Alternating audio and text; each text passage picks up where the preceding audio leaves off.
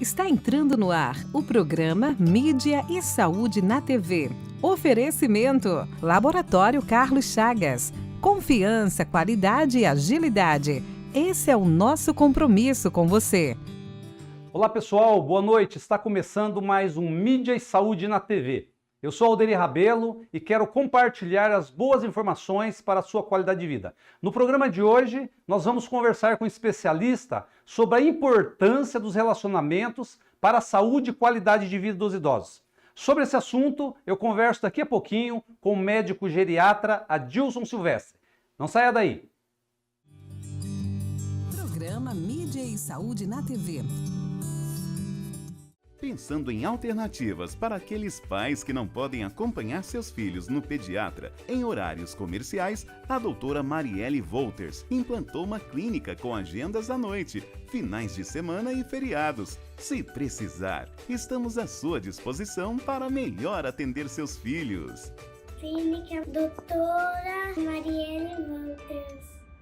A motricidade orofacial é a especialidade da fonoaudiologia que trata os músculos da face e as dificuldades para mastigar, deglutir, respirar e falar em todas as idades, melhorando a saúde e a qualidade de vida. Auxilia na respiração oral, ronco e apneia do sono, na recuperação das cirurgias faciais, disfunções da ATM, paralisia facial e estética da face.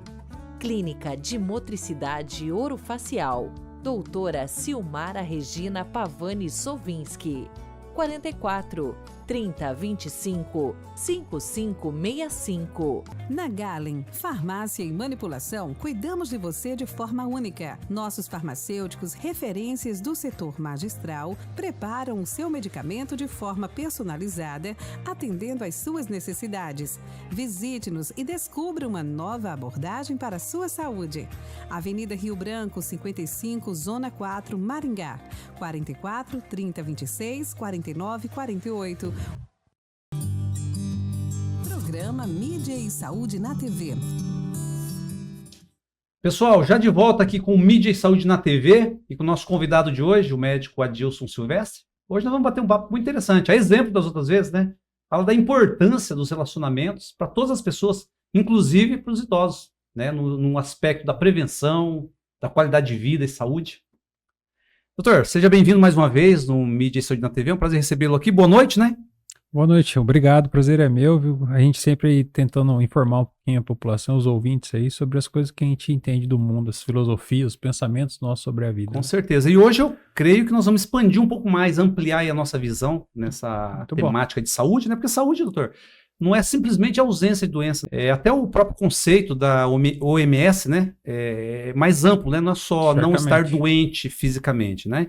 E dentro dessa questão, eu queria que você falasse um pouquinho, doutor, porque médico, quando fala de prevenção de doença, já é quase que automático, é qualidade de vida, né? É a questão do exercício, né? Da alimentação, mas tem outras questões, por exemplo, relacionamentos, né?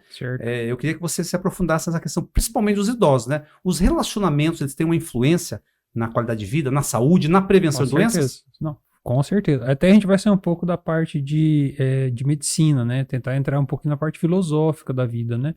Mas com certeza, por dificuldades, muitas vezes, na maioria das vezes, por dificuldades de relacionamentos que as pessoas desenvolvem até doenças psiquiátricas, né, emocionais, né, comportamentais, rancor, né, a gente vai entrar em várias questões aí que fazem a pessoa poder ter realmente uma doença no futuro, né, então, com certeza. Pessoal, é importante frisar que o Dr. Adilson é médico geriatra, né, especialista. E dentro desse conceito da geriatria, não se trata apenas a questão física, né? Tem uma doença lá cardíaca, por exemplo, uma hipertensão cardiovascular, diabetes, com certeza trata também, né, as questões meramente físicas, né? Mas a missão, eu até digo que o geriatra chega a ser uma missão, né? A atividade do médico geriatra vai além, inclusive essas questões que nós vamos tratar hoje, né? Da questão emocional, né? O que pode desencadear uma solidão, a falta de relacionamentos saudáveis, né? E é isso, né, doutor? Então, realmente se relacionar é algo saudável para a questão psíquica e certeza. O físico, a mente está ligada ao corpo diretamente. Não tem como dissociar, né, o corpo da mente, né? Não. somos sociáveis, né? Deus fez a gente para a gente fazer a nossa fraternidade entre os irmãos, né? Então, a gente se desenvolve nas dificuldades de relacionamento entre nós, né? Entre as pessoas. A gente tem que desenvolver paciência, tem que desenvolver disciplina, temperança, uma série de virtudes que a gente desenvolve, né? Então, quando a gente tem dificuldades para lidar com alguma coisa que nos fizeram, isso pode gerar um sentimento que a gente abafa por um tempo, né? Coloca lá para dentro, varre debaixo do tapete, mas aquilo no seu inconsciente pode ser uma pequena, plantou uma semente ruim e ela pode ir florescendo e dando frutos ruins. Então, fazendo até doenças psicossomáticas, né? A psicossomática é uma doença emocional, comportamental, que gera sintomas físicos. Eu costumo falar para os pacientes, tem gente que tem fibromialgia, tem gente que tem enxaqueca, tem gente que tem doenças na pele, né? Por conta de estresse, intestino, síndrome do intestino irritável. Então tem várias manifestações físicas de problemas de relacionamento entre as pessoas. Então, muitas das vezes, o problema é a dificuldade na sabedoria de ter compaixão da atitude errada de uma pessoa com a gente e outra série de coisas que podem Doutor, acontecer. isso que você acabou de falar, eu poderia dizer que o corpo, isso que você falou, seria um gatilho. Né? Por exemplo, o corpo ele manifesta, o corpo grita por meio das dores, das manifestações desagradáveis. Certamente. Quando você, de certa forma, retém alguma emoção ou não canaliza adequadamente, não fala, não se relaciona de forma saudável, tudo isso pode levar a esse conjunto de manifestações. Seria mais ou menos isso que você quer dizer? Com certeza. Por exemplo, eu acho que o exemplo mais comum que eu vejo, que eu consigo me lembrar agora, é o do rancor mesmo. Por exemplo, você me fez algo que me feriu, certo? Às vezes você nem sabe que você me feriu. Eu que me senti assim, eu não expus. E aí aquilo, eu não te perdoo. Prefiro escolher o rancor, porque tem muitos que escolhem isso. Escolhem se manter com um sentimento ruim em relação àquela pessoa por ter feito algo para você. Há muitas pessoas acham que quando não perdoa uma pessoa que a ofendeu, ela está retribuindo alguma coisa, está como se fosse se vingando ou fazendo mal para a pessoa que fez mal para ela. E isso é um grande erro pensar assim, porque o benefício do perdão é para o perdoador, é para a pessoa que dá o perdão, ela se livra daquela condição, daquela história. Não o perdoado. E isso é uma questão que as pessoas elas não acham isso. Muitas pessoas elas acham que elas estão fazendo uma espécie de pena para a pessoa que fez mal para elas em algum sentido. Então, o perdão é extremamente importante nesse sentido. A pessoa que não tem isso, ela começa a se sentir sempre sobrecarregada, que eu vejo isso bastante. Perda de bens materiais também é uma questão que está fora do relacionamento, mas também esse apego ao material que perdeu também gera doenças emocionais, psiquiátricas, então assim por diante. Pelo que você disse, os relacionamentos, de uma forma geral, eles implicam em tolerância, né, generosidade, perdão, é uma série de, como você diz, de virtudes, né? Para se relacionar não tem como se eximir de divergência, de conflitos. Porém, você pode manter relacionamentos saudáveis, né, nas mais diversas variáveis, né, e administrar essas questões, né? Não é ter a utópica ideia de que você vai se relacionar e não vai ter problema. Mas ter problema e saber administrar, né, doutor? Seria isso mais ou menos, né? Acho que o único relacionamento 100% saudável é com Deus. O resto a gente vai penar. Em algum momento vai ter problemas. Que é normal do ser humano isso, né? A divergência de opinião gera divergências, né? Claro. Doutor, agora falando especificamente das pessoas na terceira idade, né? Hoje mudaram um pouco, né? Chamam da melhor idade, né? E se for analisar, talvez tenha até um certo sentido, né? Acho que depois que só adquire uma certa maturidade, ele deixa de carregar certos fardos, deixa de estabelecer vínculos por conveniência ou para fazer sala, né? Eu acho mais seletivo. É mais seletivo.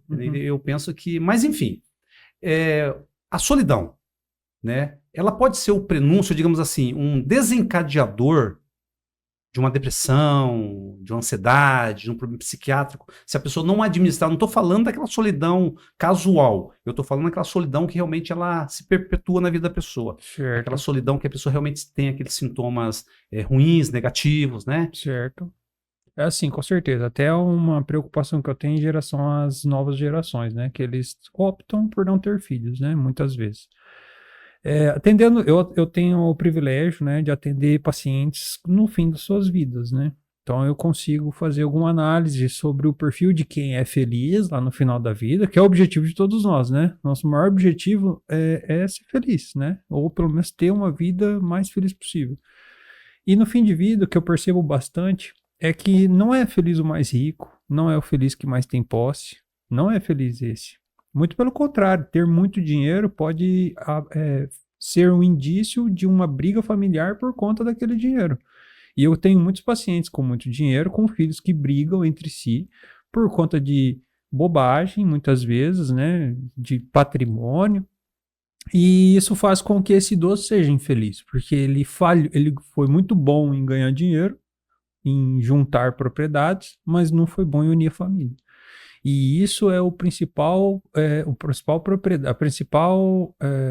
como diria, principal patrimônio de uma pessoa, uma família unida. Ao mesmo tempo, tem pacientes humildes, que a família é 100% humilde, que é presente na família desse idoso, os filhos vão lá, dão atenção, você vê o carinho no cuidado, e esse idoso é muito feliz.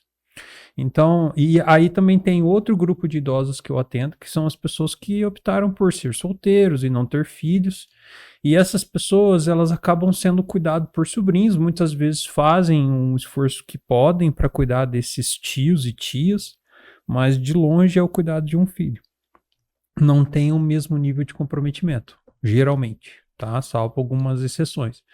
Então, uma pessoa, na minha opinião, ela tem sim que ter filhos para depois ela lá na terceira idade ela ter o seu suporte familiar. Outra condição que gera muita tristeza e até aumenta a chance de desenvolver demência é a viuvez. O paciente perde o cônjuge e logo depois começa a ter dificuldades com memória, já desenvolve um Alzheimer. Isso é muito comum. Então, isso é o tamanho do impacto de uma solidão pode causar na vida da pessoa. A gente estava conversando antes de começar o nosso bate-papo aqui sobre questões filosóficas, né? Até comentamos sobre o estoicismo, que eu particularmente admiro muito, né? A visão estoica, né? Sim. E aí, doutor, o que acontece, né? Eu acho que tudo na vida é equilíbrio, né? É evidente, Sim. né? Nós dependemos do dinheiro, não podemos ser hipócrita, né? Só Certamente. que eu acho que a grande questão é assim, a visão e a importância que a gente dá para a questão material, né? Porque se a pessoa for excessivamente materialista, ele tem tudo para, né? E muitas vezes comprometer relações importantes, como você falou, né? Às Sim. vezes compromete ou prejudica Sim. a relação com filhos, com Certamente. cônjuges, com parentes, em função da questão material, né? Então, eu acho que ter esse equilíbrio, né? Sim. Você pode ter dinheiro, ter uma condição privilegiada, sem Sim. comprometer os valores, outras relações importantes. Né? Sim. Não seja tão pobre que você só tenha dinheiro. Tem gente que é tão pobre que só tem dinheiro. Então, isso não é a maior riqueza da vida, com certeza. Depois de atender muita gente aí dos seus 80, 90 anos, eu percebi que isso não é a máxima. Então, o dinheiro é importante, né? Com certeza, mas é longe de ser a prioridade da nossa vida, né? Ela é uma consequência do nosso trabalho, mas a gente tem que ter outras prioridades mais importantes, né?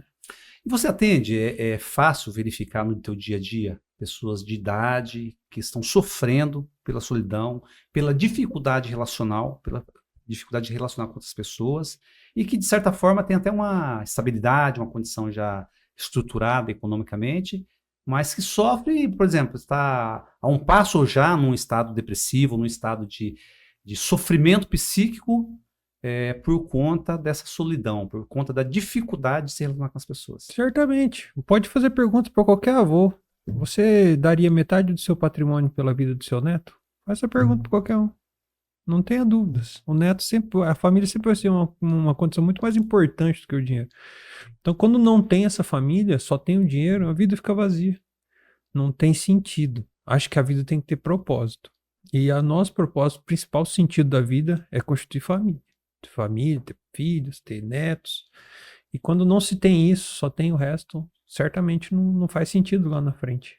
Então você acompanha, você tem pacientes que você acompanha com esse tipo de problema. Certamente. Que está já numa iminência aí de um problema psiquiátrico, uma desordem da natureza. E aí, doutor, como que você faz? Porque é sempre importante frisar isso aí, né? O médico geriatra, de certa forma, ele é um pouco psicólogo também, ele é um pouco psiquiatra, Certamente. né? De tudo um pouquinho, não tem como você separar isso aí, né? Porque você vai tratar o problema, a hipertensão, a diabetes e outras doenças de Sim. caráter físico, né? Mas quando entra nesse campo comportamental, que você identifica uma dificuldade do seu paciente de se relacionar, como que você aborda, como que você trata essa questão? O que eu costumo dizer, eu sou geriatra, tenho minhas limitações dentro do consultório. Então, eu sou médico, né? E sou uma pessoa. Então, quando o paciente tem problemas comportamentais, por exemplo, aí a gente vai ter um problema de solidão, certo? Qual que é o tratamento para solidão? Se relacionar. Companhia. Então, eu não posso forçar essa condição. Eu posso até sugerir, posso falar para você precisa sair mais de casa, ir na academia, ir num baile, ou enfim, na igreja, se socializar. Muitas vezes esse idoso tem esse comportamento, é um padrão dele, ele não gosta de socializar. E muitas vezes é porque ele está com um transtorno depressivo naquele momento. Se for transtorno depressivo, eu dou remédio para ele, estimulo ele, se ele responder, ele pode ir. Mas é muito difícil, eu sempre falo o seguinte, Alderio, eu acho que cada um tem o seu caminho de evolução espiritual. Cada um tem o seu nível de compreensão espiritual, de consciência espiritual, de consciência de relacionamentos e de crescimento pessoal. Eu não consigo ajudar o outro a andar no caminho dele. Eu consigo andar o meu caminho, já tenho minhas dificuldades, meus tropeços, então cada um nesse lado de evolução pessoal, cada um por si. Então eu posso ajudar ele com medicamento, um incentivo. Você pode sugerir alguns caminhos. Posso sugerir, mas se ele não tiver a vontade inata nele mesmo, ele não faz. E não faz sentido para ele. Tem que vir de dentro dele. Ele tem que saber, ele que tem que querer, ele que tem que entender que isso é bom para ele. Eu entender que isso é bom para ele não faz sentido. E ele não vai fazer. Não vai se motivar para fazer, para mudar um comportamento que é dele. Muito difícil, né? Em outras palavras, né? Ele precisa ter consciência que é importante, uma mudança ou não, incorporar alguns hábitos, algumas atitudes ou não, né? Exatamente. Tem parte dele, né? Por mais que você tenha o conhecimento e você identifique uma possível dificuldade de relacionamento, se ele não tiver consciência, não tem como fazer. Adianta. Aliás, em tudo, né, Doutor? Acho que ninguém, nem Deus, 100%. Você me fala assim, nem Deus opera na vida de uma pessoa se ele não se abrir, né? Eu acho que a abertura, a disposição e a consciência são requisitos fundamentais para a evolução, né? Já que você usou essa palavra. Acho que o Espírito Santo ou qualquer outra leitura que possa fazer sobre o que é, ele pode dar o sentimento da pessoa fazer, mas se ela não tomar atitude, ela não faz, simplesmente.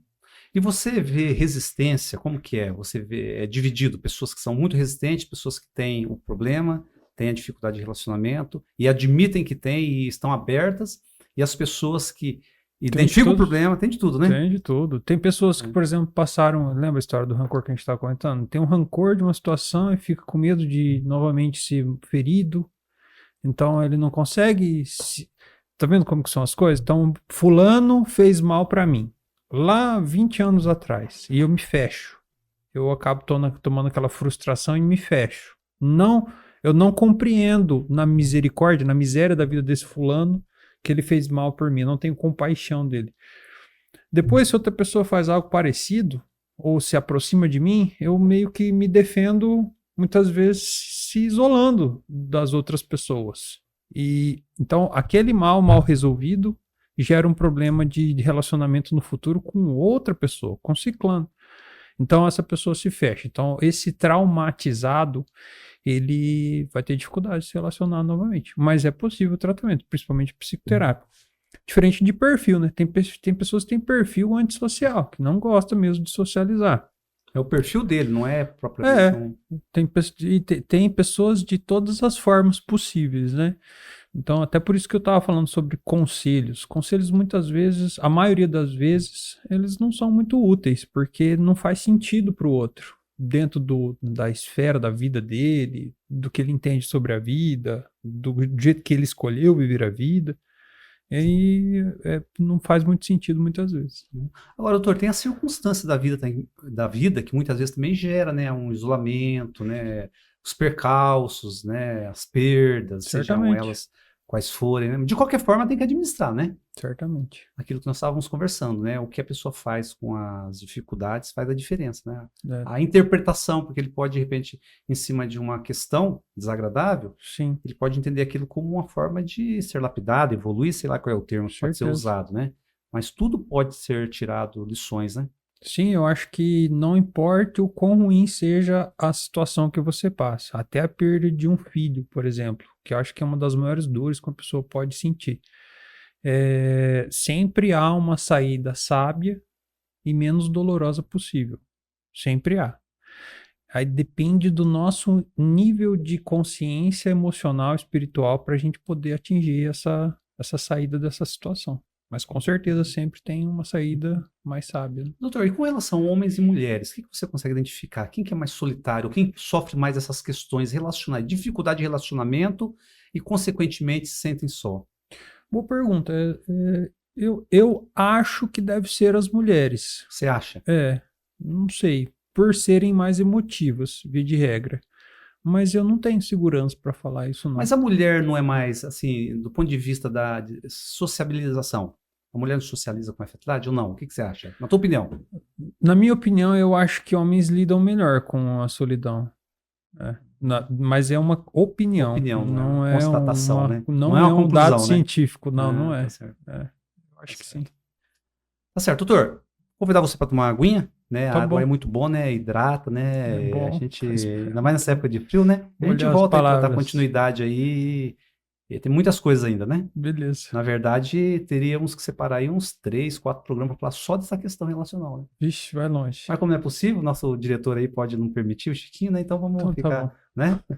Mas beleza, doutor, vamos fazer um intervalo e já Beleza. conversamos, tá? Tranquilo. Pessoal, uma breve pausa aqui para nossos comerciais. Na sequência, vamos continuar falando aqui com o doutor Adilson sobre essa questão tão importante para todos, né? Principalmente as pessoas aí na terceira idade. Não saia daí. Programa Mídia e Saúde na TV.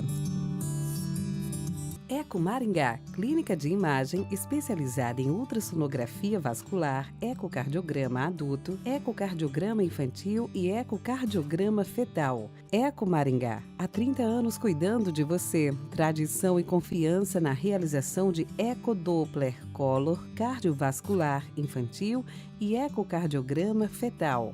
Rua Luiz Gama, 500, Maringá, Paraná. Fone 44 3262 3455.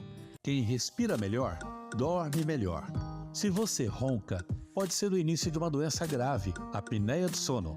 A Respirar Shop oferece um tratamento especializado com supervisão do fisioterapeuta Guilherme Munhoz, um especialista em tratar distúrbios do sono através do equipamento CPAP. Fale com a Respirar Shop pelo WhatsApp 98802-2334. Você sabia que boa parte das tonturas, vertigens e desequilíbrios corporal pode ser tratada através da fisioterapia? Através de exercícios personalizados e individualizados ou algumas vezes através de manobras de reposicionamento de cristais que se deslocaram dos canais. O labirinto. Procure a fisioterapia especializada.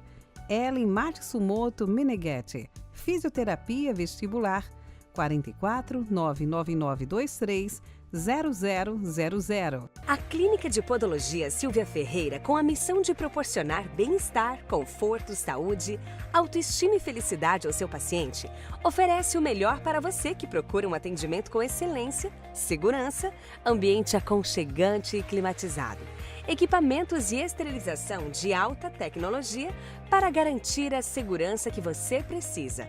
Serviço prestado com amor, transparência e responsabilidade para proporcionar um caminhar mais feliz.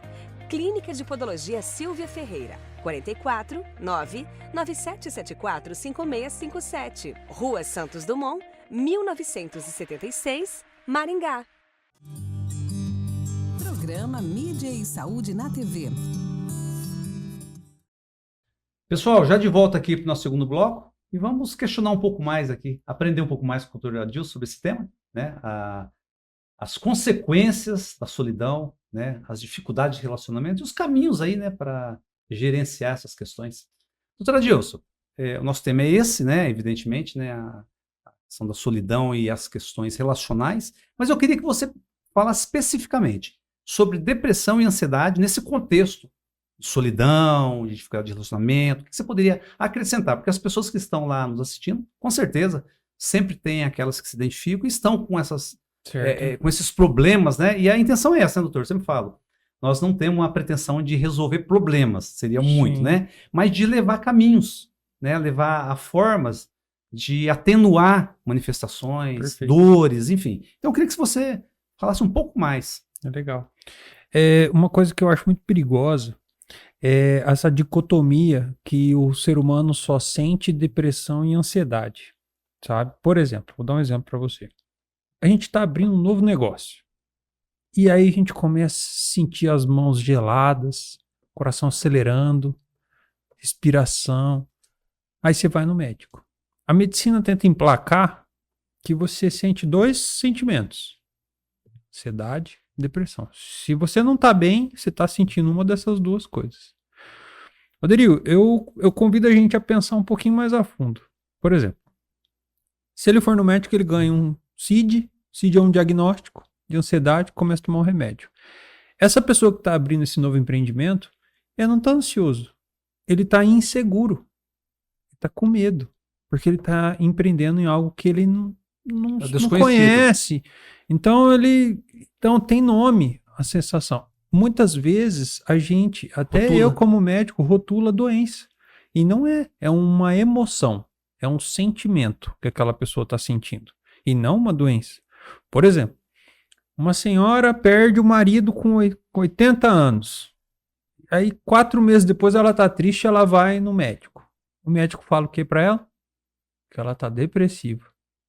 Ela está depressiva? Ela está triste em função do acontecimento. Ela está de luto. Ela está enlutada. Está de luto. Está com saudade. Está aflita. Está com medo da vida sozinha. Está com um monte de sentimentos. Ela não está depressiva. O que o remédio faz?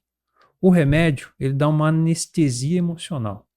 Faz você não sentir aquelas coisas mais. Dando para nós a falsa sensação que resolveu o problema. Muitas vezes, essas sensações ruins são necessárias para a gente tomar atitudes. Encontrar caminhos para uma saída verdadeira. Estou de luto? Tudo bem, tenho minha família aqui que restou, que eu preciso cuidar deles, da minha filha, ajudar ela a cuidar do meu neto. Vou focar no que resta fazer o resto da vida.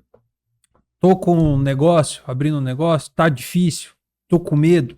Vai com medo mesmo. Se organiza, melhora os seus planos para que você não se sinta dessa forma. Se organiza, isso. planeje, né? Se sinta mais seguro. A insegurança parte de você não se preparar para fazer aquela questão. Então você acaba ficando com medo. Quanto mais você lida o melhor possível para aquilo, você se sente mais seguro. Então, muitas vezes, pessoas são medicadas e, na verdade, elas estão só fazendo essa prescrição contra uma emoção que ele tem.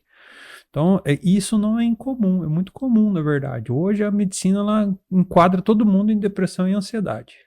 E tem que tomar muito cuidado com isso. É que, de certa forma, né, eu acho que até é cômodo isso aí, né? Você já rotular o paciente como está passando por uma manifestação, um transtorno, uma depressão, uma ansiedade, e já vai e mete o remédio, atenua o que ele está sentindo, mas não vai no âmago da questão, né? Exato. Agora, doutor, o que você falou, eu acho que é um pouco também é consequência dessa ditadura da felicidade. Infelizmente, a gente vive muito esse mundo. Busca perfeita, né? Eu ouvi, semelhante ao que você está comentando aí sobre luto, uma moça chegou para mim esse dia, uma amiga, e falou que as supostas amigas dela estavam cobrando porque ela não estava querendo sair. Eu falei, mas o que aconteceu? Ela falou, eu perdi minha mãe. Eu falei, quanto tempo?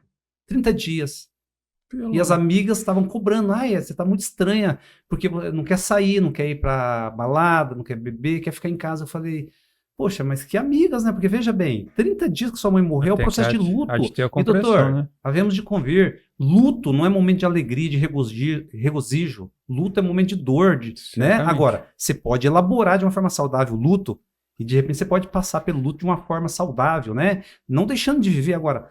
A tristeza que você falou, a tristeza é inerente ao luto. Com certeza. Se Deus tivesse errado e feito nossos pais para sempre, né? Eu sempre falo isso porque realmente o luto é um processo a ser vivido, por mais doloroso que seja, né? mas a gente precisa viver, não tem jeito. O luto faz parte dessa despedida lenta de outra pessoa, né, que viveu na nossa vida. E aí, até para ampliar, né, doutor? Quando se fala em luto, a gente já faz associação com a perda física, né? Mas a gente às vezes vive muitos lutos aí, né, na vida, né? De problemas de relacionamentos, Certamente. separações, problemas financeiros, doenças que não deixa de ser. A pessoa foi acometida por uma doença grave, ela vai ter que. Não deixa de ser, né? De uma hora para outra, a pessoa tinha uma vida normal, saudável, e daí tem um diagnóstico de uma doença gravíssima. Como que faz? Não é um tipo de luto? Com certeza. Agora, a administração disso aí, né? Certeza.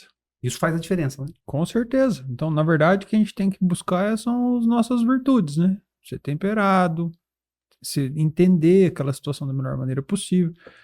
Não é fácil para ninguém passar por um processo de luto. Mas com certeza tem pessoas que têm mais sabedoria para poder lidar melhor com isso.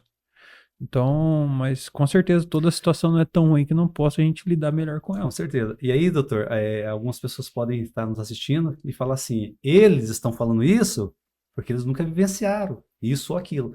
Certamente você já passou por alguns lutos na sua vida. Eu passei. Eu sou órfão de pai, então com certeza. Então eu acho que quando você vivencia uma situação, fica mais fácil. Eu nem digo dar conselho, nem é a palavra, nem é a expressão certa. Eu acho assim, você sugerir, né? Porque se você vivenciou uma coisa, eu sempre falo, né? É importante estudar, ver vídeos, se relacionar com pessoas que estão num nível legal de conhecimento, né? Para ampliar. Mas eu acho que vivenciar é o que mais nos credencia a poder falar para alguém, ó, vai por aqui ou por ali, porque eu vivi isso aí. Faz toda a diferença, né? Com certeza, a gente pode sim, a gente tentar se apoiar uns aos outros, né? Um tentando ajudar o outro baseado nas suas próprias experiências. Até uma coisa que eu falo com pacientes que passaram por dificuldades, né? Viúvos, que talvez quando elas passaram por aquilo e aí depois digeriram, fizeram todo o processo de luto, né? E aí depois já estão bem, aquela pessoa, por ter passado uma situação difícil, quando ver outra recém-viúva, ela pode sim, com o peso da experiência, ajudar aquela pessoa. Porque daí conecta. Eu perdi meu marido, não sei há quantos anos, e foi difícil mesmo, você vai passar por um processo, porque daí aquela pessoa aceita melhor aquela situação de luto. E explicar como que aquela pessoa fez sentido para ela sair do luto e talvez ajude a outra que está recém-lutado, né? Então, com certeza. Você está falando de uma questão que eu acho assim fundamental. Eu acho que todas as experiências da vida, muito mais do que aplicar na nossa própria vida, é aplicar, ou melhor, não digo nem aplicar, essa palavra, compartilhar com as pessoas. Certamente. Né, no sentido de justamente isso que eu falei e você complementou, né? Você poder testemunhar de uma forma prática que você vivenciou tal situação. Certamente. E vivenciando fica mais, digamos assim, entre aspas, mais fácil você poder sugerir caminhos, né? E acredito que você vivencia isso no teu dia a dia no consultório, né? Com certeza. Até quando eu não vivi a situação, eu falo, eu nunca vivi isso, porém, porque quando, por exemplo, eu tenho uma paciente que perdeu o filho, e eu tenho várias pacientes que perderam o filho, mas uma paciente em especial, ela se deu melhor com aquela perda. E daí eu falo para ela assim, ó, você está vivendo isso hoje.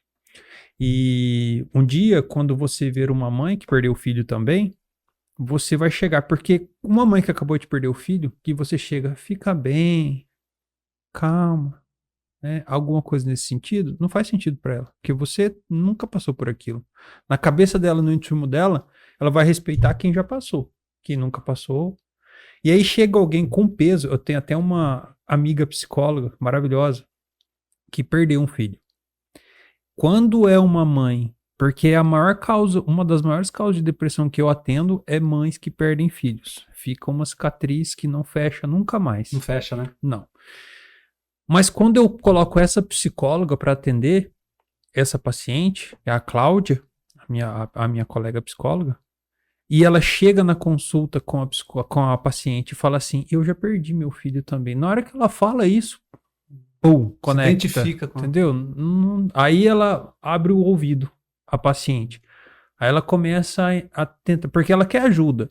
Só que ela não confia em ninguém que nunca passou por isso. E é natural isso, né? Porque é muito fácil, quem nunca passou, dar um conselho. Deixa partir, ou algo nesse sentido, assim, não faz sentido. Agora, quando conecta de vivência, a coisa é bem diferente. Doutor Adilson, eu queria acrescentar, isso aí é fundamental, não tenho dúvida disso, mas eu acho que tem outras questões também que são muito importantes, eu acredito que você vai concordar comigo no teu consultório, a questão do acolhimento, a empatia. Eu acho que ser empático com a dor alheia. Às vezes, você não vai ter muito o que fazer, porque em função de certas situações, não tem muito o que fazer a não ser aceitar e elaborar e tocar a vida. Certo. Porém, eu acho que a maneira que acolhe um sofrimento, uma dor, eu acho que faz muita diferença, né, doutor? Certamente, esse é o único mandamento do nosso Mestre Jesus, né? Fazer com o outro o que você gostaria que fizesse com você. A máxima da vida. Exatamente. Então, quando chegou alguém fragilizado no consultório, o jeito de tocar, o jeito de olhar, o jeito de falar. Então, o jeito de você simplesmente ter o toque humano, isso já faz toda a diferença. Faz diferença do paciente confiar em você como médico. Faz diferença dele olhar para você como um bom médico, além de voltar com você, olha para você como um bom médico, porque realmente, quando você tem interesse em ajudar o próximo, não tem falsidade no olhar, não tem falsidade no falar, no toque. Então, com certeza, a empatia. Só tem que tomar um pouco de cuidado com o empático profissionais de saúde. Eu sempre falo assim, a diferença entre o simpático, o antipático, o compassivo e o empático, você sabe? Eu vou te explicar. Ó. Aconteceu um acidente, caiu uma pessoa aqui na rua, ralou o joelho lá, fez um corte no joelho. Aí o antipático passa reto, nem dá moral.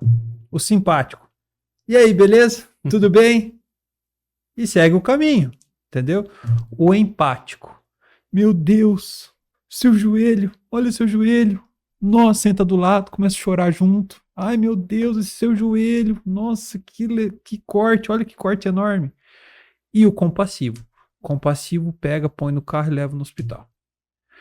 Por quê? O empático, ele sente a dor. O profissional de saúde, ele pode sim perceber a dor do paciente, mas não pode sentir as dores dele. Porque se ele sentir a dor dos 20 pessoas que eu atendo por dia, eu entro em burnout. Quem fica doente sou eu. Então eu tenho que entender que a luta e as dores do paciente é do paciente. E eu vou fazer de tudo para que eu possa. Eu tenho que me colocar na situação de cuidador daquele paciente. Mas eu não posso sentir. Então é mais compassivo o olhar do profissional da saúde. Entendeu? Com compaixão pela situação. Com certeza. Nós estamos falando de relacionamentos, né? Importância dos relacionamentos na questão da prevenção de doenças, né? De problemas de saúde, inclusive psíquicos, né, doutor? E expandindo um pouquinho mais, já tem tudo a ver, qual que é a tua visão, a sua opinião sobre as adversidades da vida? Você entende que, por exemplo, são questões pontuais, era para mim, eu estou passando uma situação porque era para mim mesmo, é para eu evoluir, são fatalidades, coincidências, como você vê de tudo isso aí? Você acha que se eu te colocar em saia justa, não tem problema. Você fala e tudo bem.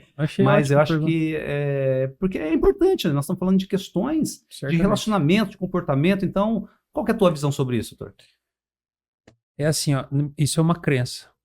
Pode ser até um pouco científico do ponto de vista de física quântica.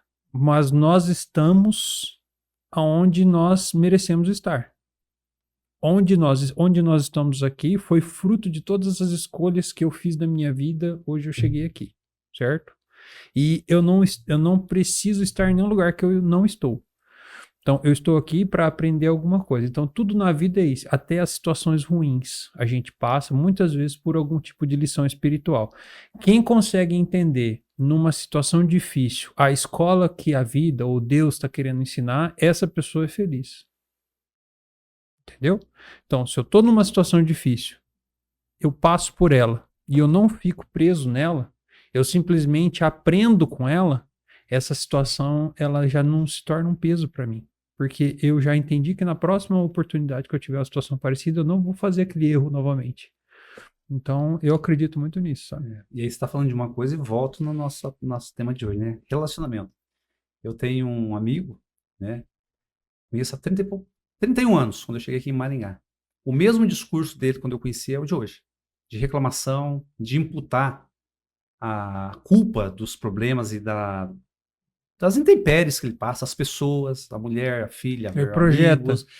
a vida inteira. Ele não Os assume a responsabilidade. 31 anos que eu conheci, rapaz, é a mesma coisa, não mudou. E reclamando um dia, eu falei para ele assim, eu acho improvável que alguém viva só para sofrer. Eu não acho, doutor. Certamente. É irracional você acreditar que uma pessoa veio aqui para sofrer, só vive sofrimento. Como a pseudo-felicidade, a pessoa que é feliz o tempo todo, eu também acho que isso aí é uma coisa meio fantasiosa. Não tem como você estar bem o tempo todo, né? Sim.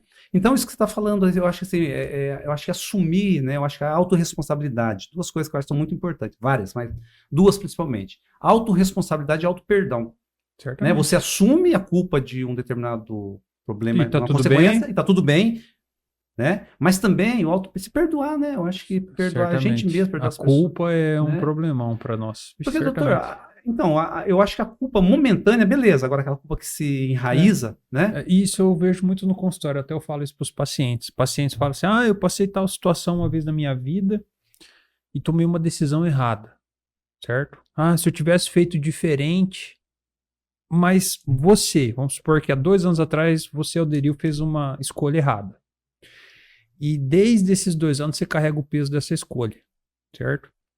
Aí hoje você olha para trás e fala assim, eu não devia ter feito isso. Porque o desdobramento, a história, ela fez com que eu me sentisse mal. Não foi uma boa decisão.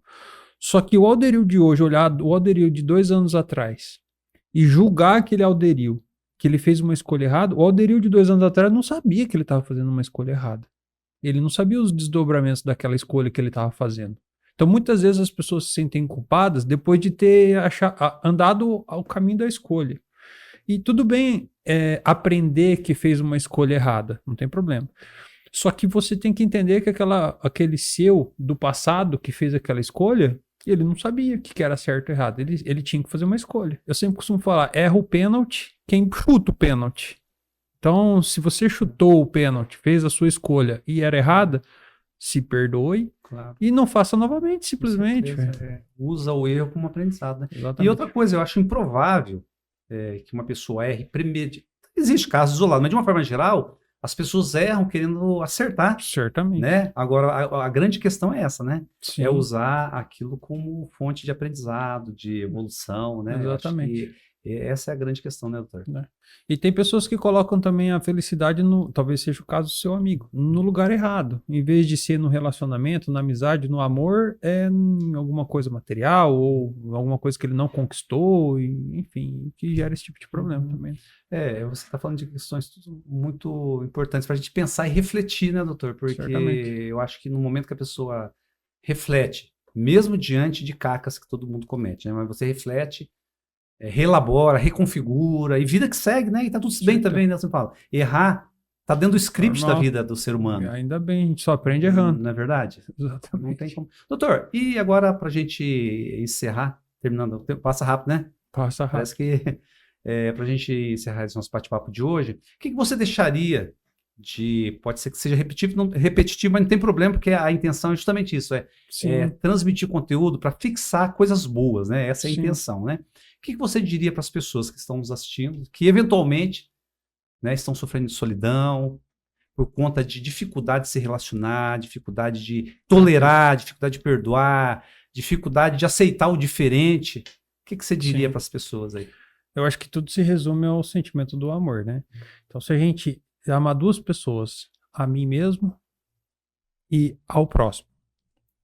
Então, amar a mim mesmo é me cuidar emocionalmente, tentando buscar sempre o meu próprio desenvolvimento, me cuidar fisicamente, fazendo atividades físicas, comendo bem, dormindo bem, e isso ajuda muito no relacionamento com as outras pessoas, porque quem não se cuida não abre brecha de você olhar para o próximo.